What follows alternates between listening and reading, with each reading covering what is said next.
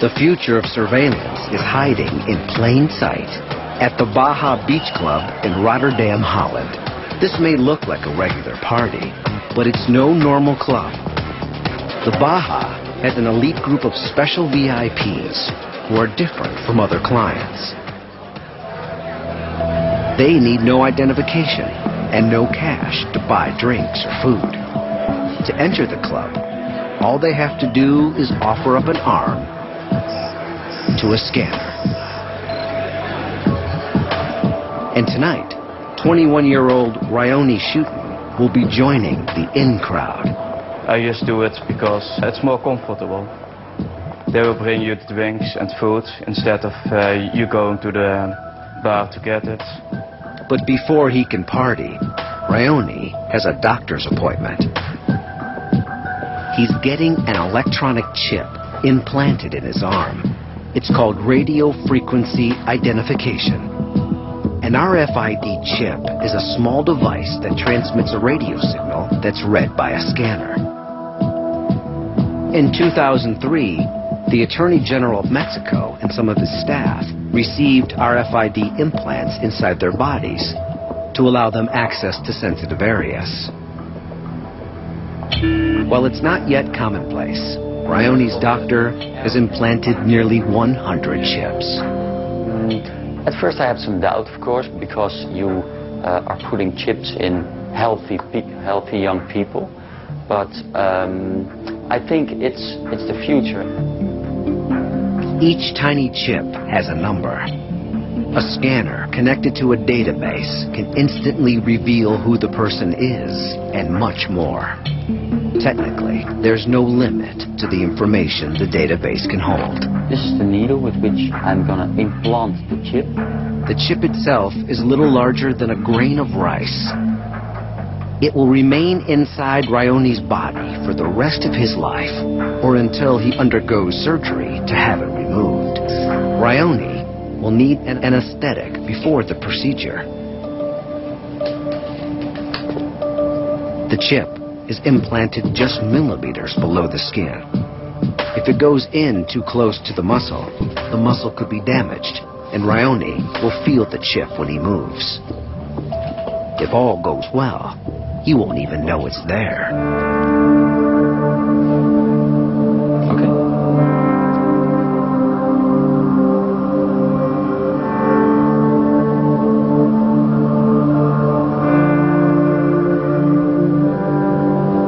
Get the needle out and we're ready. The procedure is over in seconds. And now it's time to party. Although others have to pay cash at the entrance, when Rfid arrives, his name and number instantly identify him as a VIP member of the club. He makes his way to the VIP deck and uses his implant to buy a drink. The Baja is a glimpse of a not-so-distant future. Already, some people have chips with critical health information. Some think that soon everyone will have a chip that will identify them and allow a new form of surveillance. Joe Van Galen manages the club and likes to keep an eye on everyone, especially his chipped VIPs. I think that in 20 years it will be a normal thing. I think when you get born you get a chip, and it will stay in your body for the rest of your life, and you get all kind of information on it.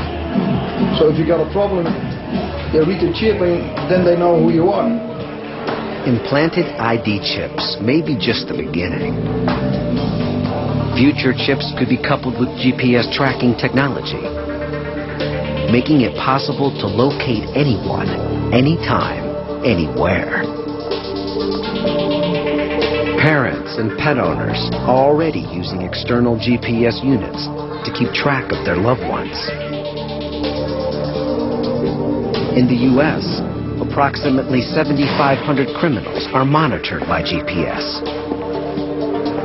And these devices are only getting smaller. Although GPS implants aren't currently available, it might be only a matter of time before every criminal, perhaps even every citizen, has an ID chip. Once the stuff of science fiction, these surveillance technologies are becoming reality. But the more amazing they get, the more controversies they create.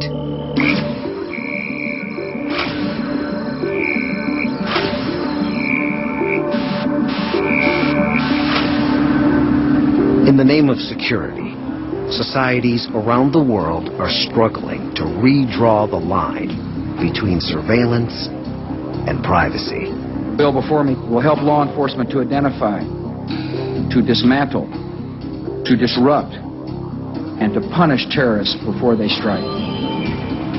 Just months after the 9/11 attacks, President Bush secretly ordered the government to listen in on some Americans' phone calls without getting warrants.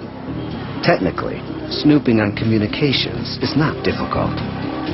Almost every phone call, fax, and email passes through a network of towers and satellites. This digital data can be intercepted with listening dishes or by using spy satellites.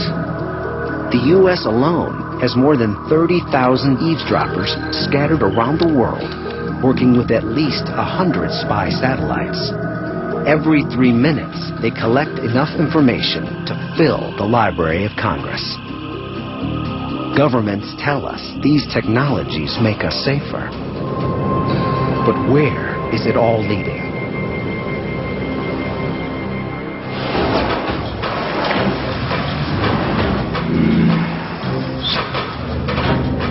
More than ever, authorities say we need surveillance in a dangerous and wired world.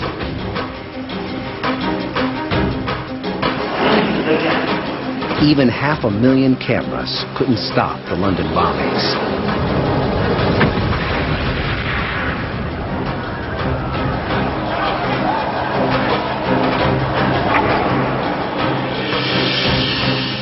New technologies like ID implants, iris scans, and facial recognition have the power to reveal anyone who has committed a crime or crossed a border illegally. But they also have the power to invade our privacy. In the future world of total surveillance, there may be nowhere to hide.